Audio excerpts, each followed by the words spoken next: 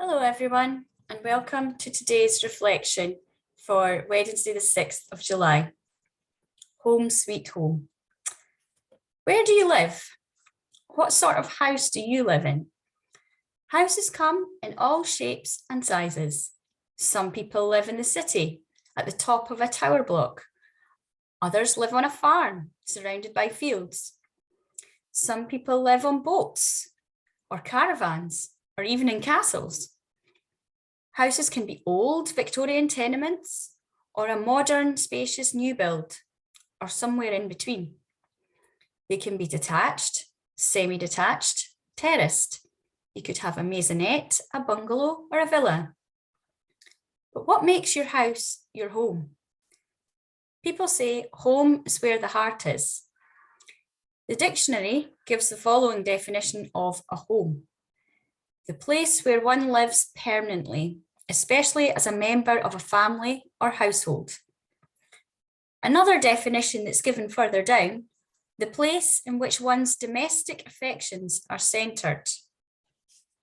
So home is somewhere permanent, a safe place, shelter, and it brings together families.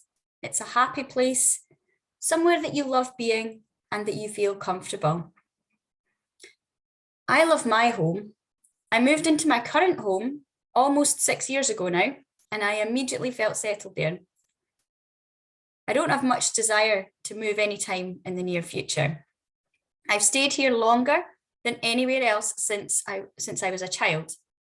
I spent almost my entire childhood in the one family home, and my parents still live there after almost 40 years.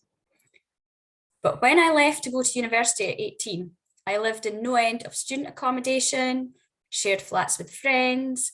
Then I moved abroad. I lived in the city. I lived in the suburbs. And I believe that my current home is house number 13 since I turned 18. So I've definitely had my share of moving around as an adult. I'm incredibly thankful to have a warm, safe, and comfortable place to live, but not everyone is so lucky. The Scottish Household Survey reports that in 2022 in Scotland, approximately 700 people are sleeping rough on any given night, amounting to over 5,000 different people over the course of the year. That's not including people who are homeless but sleeping in hostels, sofa surfing, or in temporary accommodation. Just imagine not having somewhere safe, dry, and warm to go to bed at night. This is something that really upsets me and has me thinking a lot. So back in 2018, I took part in an awareness campaign and fundraiser for the homeless charity Social Bite, along with Lexi Smart, our session clerk. It was called Sleep in the Park. And I'd seen the publicity about it from the previous year when there was a big event in Edinburgh. The idea is to allow ordinary people the experience a little of what it's like to be homeless and sleep rough for a night.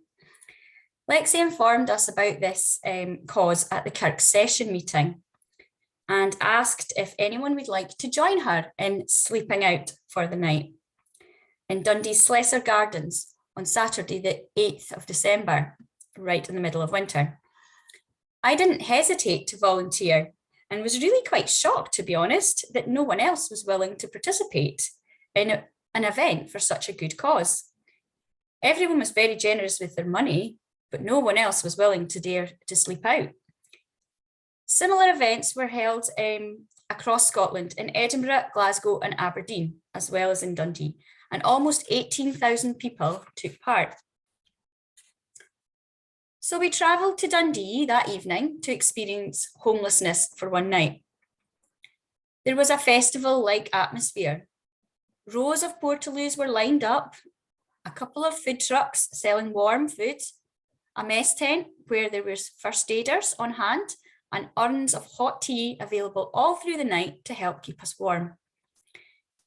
There was a big stage and live bands and singers were performing. Scottish artists like Katie Tunstall and Amy MacDonald, and Kyle Faulkner from The View. The founder of Social Bite, Josh Littlejohn, came to each of the events to speak to the crowds about the work of his charity, and speakers from local organisations which help the homeless gave speeches and testimonies. It was very, very moving to hear of former homeless people who had been helped and to hear about their struggles. Unsurprisingly, you may say, a few tears may have been shed. It was very moving. We were joined at the event by two of Lexi's friends from the Seroptimist group, both ladies in their 70s, both with more life in them than people half their age. It was cold, it was misty, and it was drizzly, but it was a positive atmosphere with everyone there wanting to do their bit. At about 10:30, we were then told it was bedtime, and we all headed to our allocated patch of ground, where we got into our sleeping bags and our orange bivvy bags and tried to sleep. But the fog and mist made everything damp, and the heat from all our layers created more condensation. I did, after all, have on my thermal leggings, fleece-lined trousers, a vest, a shirt, a jumper, my coat, and my expensive sleeping bag. We were watched all night by stewards who ensured our safety. Some girls close by to us were struggling with the damp and the noise and got up and ran away at 3 a.m. The rest of us stayed put until we were called on at 6:30 a.m. It was the end of the sleep out and we were all free to leave. They opened the gates and we all poured out into the centre of Dundee. My dad came to pick Lexi and I up, and after a few hours sleep in my comfy warm bed, a shower and some food, I was no worse off for the night of sleeping rough by lunchtime that day. But homeless people don't really have it that easy. There's no party, there's no musicians to keep them entertained, there's no portaloos for a call of nature, no hot tea on tap, no expensive kit to keep you protected from the elements, no security guards to keep watch of you and ensure that you're safe for the night. And you can't just get at the end of it and go home and have a shower after sleeping rough. But the campaigning and awareness raising was the important thing. Along with the £4 million raised that night across Scotland, that money that went towards Social Bite's Housing First programme. This is a programme which has funded 830 mainstream homes across Scotland, including 100 in Dundee, that provide wraparound support to help vulnerable people maintain their tenancies and get their lives back on track. Social Bite do all sorts of other work to try to end homelessness. They have an entire village that they have created in Edinburgh. Take a look at their website for some of their amazing work. People end up homeless or displaced for all sorts of reasons, through no fault of their own. Some because of mental health issues, as Barbara Ann was talking about in her sermon just last week. Or they may have drug or alcohol addiction after losing a job or suffering a marriage breakup or domestic abuse, or because of war and conflict and fear for their life somewhere else. The only difference is those that are homeless because of war and conflict are known as refugees or asylum seekers, but they're all homeless, be it temporary or long-term. Sometimes it can be hard to see any good from our efforts when the problem seems never-ending and we're not sure if what we do can make a difference. But God knows what we're doing, and the Bible's very clear on what we should be doing to help others in need and the homeless, even if to us it seems like a fruitless task. Everything we can do, we do can make a difference, and we can show our faith by showing love and compassion towards the homeless and the hungry and the destitute. I'd like to read a couple of verses now to show you what the Bible says about homelessness. Firstly, from the Old Testament, a verse from the book of Deuteronomy, chapter 15.